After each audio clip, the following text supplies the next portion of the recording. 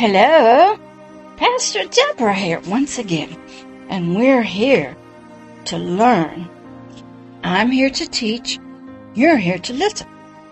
We're going to go back into time, back through archaeology and our ancient of days of humanity, to help us learn about us, ourselves, and what is going on in the world today, here on the planet, and how it all began.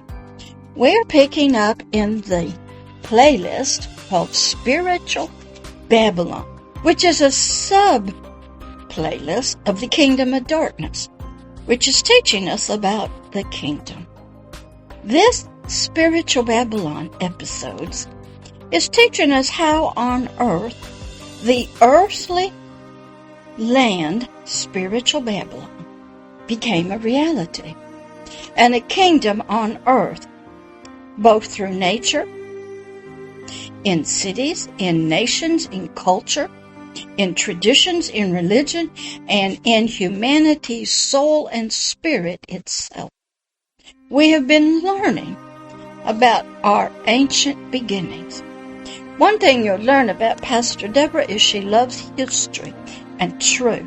She studies all the way back. I study many different topics. I read many different books. I look at many different documentaries. I look up words in the dictionary. I look up words in the Strong Concordance for Greek and Hebrew. I study ancient Greek, Egyptian. I study the Romans. I study Western civilization. I study American Indians. I study the Vikings. How about them? Early Russia and China. Did you know that at one time there were no continents? The whole landmass on Earth was one. It was called Pangea, and over eons of time it slowly split apart, and that's the Earth we have today. Did you know that? Have you ever studied? I was a scuba diver. I saw ancient things under the sea and animals. I learned what's below the surface. I was a cave diver into ancient caves. Yeah. I've dove off into the oceans. I've dove shipwrecks, airplanes, caves. I've looked into the walls of caves and seen fossilized seashells. I'm an explorer, both in the natural, not so much anymore, but in books, videos, and documentaries. I watched a wonderful thing called Time Team, I think that's it, from England, when they had a team of people digging up Roman villas in Britain, trying to understand how the Romans came into Britain. That's right. I've studied the Vikings. I've studied Russia, ancient China, the Huns, the Mongols. I've studied how Australia used to be a penal colony for Britain. I've studied Africa. I've studied its history of slavery. Do you know that many of the kings of Africa sold their own people to the white Westerners for money? I study culture, tradition, religion. I study the biological brain. I study its injuries, its wounds. I study abuse, trauma. I study human trafficking, slavery, drugs. I study. Do you? So we're going to pick up here in episode number 4 of Spiritual Babylon. The kingdom on earth, spiritually, in humanity, in our soul and spirit. So let's begin.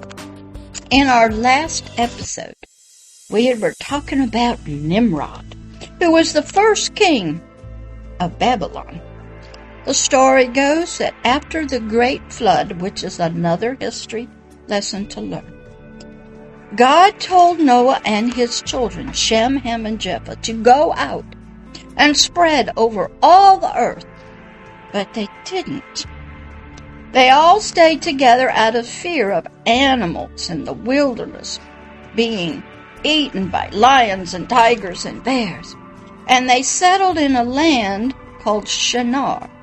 And one guy out of the root of Ham, out of his son Cain, who had been cursed by his own grandfather for something he did not do. And who was that? Nimrod. Nimrod rose up and said, let's build us a city, and let's build us a great tower so we can reach into the heavens. And I'll be your king and I'll protect you. Then let's build walls around our cities so we'll be safe from all the wild animals. So it began. I'm going to give you a little bit of what we concluded with in the last episode. So inside of our human dirt body, our soul, through the lust of the eyes, the lust of the flesh, and the pride of life, began controlling us, guiding us, speaking to us, and even from our spirit. Our spirit and soul had been married, had become one, but the spirit part of us had lost its light, its knowledge and truth of another realm, and it sunk deep down into the soul and was controlled by, married with, intimate with its own soul. And the soul had become the lust of the eyes, the lust of the flesh, and the pride of life. So Satan had created his own children, sort of speaking. They were now his. They were no longer the God of creation. They lost the light of creation and light. They were no longer a life-giving spirit, but dead spirits unto the kingdom of heaven. They now had the heart of Satan. Pride, greed, lust, anger, jealousy, and that is what ruled us in our ancient days. So Satan began to spiritually guide all of humanity through our soul and our spirit, which was now in darkness, who now were the children he made from his image and likeness, from his own heart. And that's where we're going to pick up here in number 4. We're going to learn what the heart of Satan was, so you can understand humanity even now today. When you see certain things, you will see the heart of Satan, the mind of Satan, the desires and lust and the actions of Satan through humanity and even through nature. One of his 5 I wills was rebellion against all known truths and righteousness. He began to be perverse. That means twisted in his thoughts and beliefs and concepts. His 5 I wills was that he would rule above the God of the kingdom that he originally was created in as Lucifer. He would rise above the clouds, he said, and he would be above all and he would serve no one. That is most of humanity's thoughts and ideas right there. Satan said he would have on earth the exact thing that God wanted, a kingdom, children, to control the earth, nature, the wind, the weather, everything. Well, God lost it because he lost us in the garden when our ancestor Adam disobeyed and ate from the tree of the knowledge of good and evil. So Satan knew the pattern. He said, use humanity's spirit and soul and physical body, because we're a 3-part being, control nature, build a kingdom, and then rule over it. Well, Satan got humanity because of the fall. Satan would have the earth, nature, the oil, the gold, the pearls, everything, through the slavery of humanity, through their ignorance of their spirit and their soul. Man, humanity, was now spiritually ignorant, both in his spirit and his soul, about God's love and God's kingdom for them. They had inklings of it. They knew they were to have some towers to pray in, that God was up. God was in everything. He was in all nature. They were to pray to God, to be blessed. They would Somehow all of humanity knew about sin and hell, disobedience, but it was all twisted and perverted. And so man himself became anti-God of the kingdom of heaven. Man lost their knowledge, their relationship, and they knew nothing of the heart and mind of the God of creation's desires for them. They had inklings. A lot of people say it, to be the boss, to own a company, to be the head, to be a ruler, a minister. But it's all twisted and perverted. Humanity lost what their purpose really was, a righteous one, and they became unrighteous. They forgot who they really were and what they had lost in the garden. Nimrod became Satan's chosen one from the generational line of Canaan, the cursed son of Ham, the grandson of Noah, of the great flood. Have you studied the flood? Have you studied the curse of Canaan and how that came about? It was when Noah planted a vineyard, got drunk, we believe, and was naked in his tent, and Ham came in, that's one of his biological sons, saw him, got embarrassed, went out and told his two brothers, and they backed up. They went in with a blanket backwards and covered their dad, Noah. And when Noah woke up, he saw a light set by his side, and he recognized it as Ham's. But Noah could not curse Ham for seeing him in his drunkenness and nakedness, because God had already blessed him. So Noah cursed his son, Cain. And that's another whole teaching about the curses that Noah, a grandfather, spoke over his own grandson that went and is still going on today. So Nimrod was a spiritually chosen one of Satan because of the curse of Canaan, to build, to rule, and to reign Babylon. The word Babylon actually means confusion. Yeah. The great city, the first kingdom and king on earth of the kingdom of darkness. From out of this beginning, the kingdom of darkness was birthed in all of humanity.